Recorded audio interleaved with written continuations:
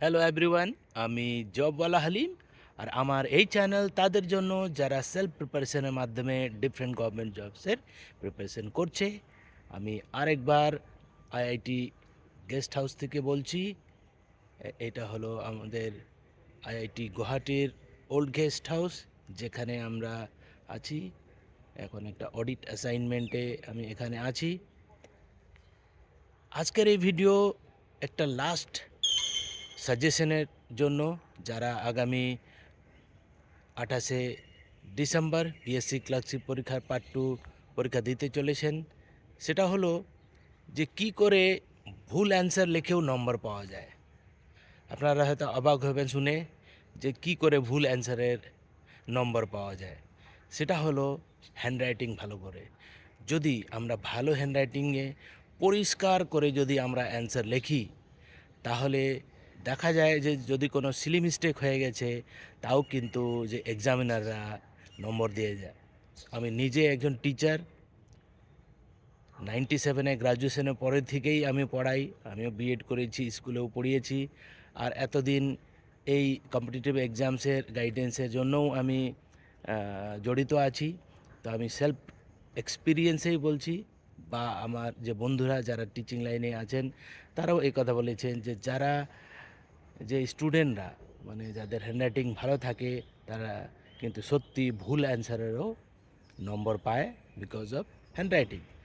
আমার চ্যানেলের পোস্ট সেকশনে গতকাল আমি একটা ভিডিও দিয়েছি যে কিভাবে হ্যান্ডরাইটিং ইমপ্রুভ করা যায়।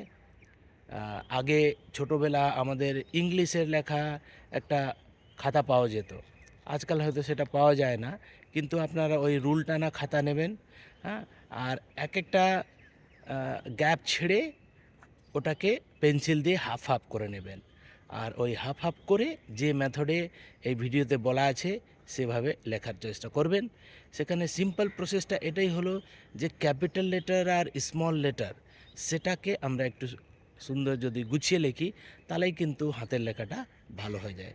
যেমন বাংলার ক্ষেত্রে উপরের যে লাইনটা সেটা স্ট্রেট হতে হবে, বাংলা বা হিন্দি, তাতে সেটা দেখতে ভালো লাগে।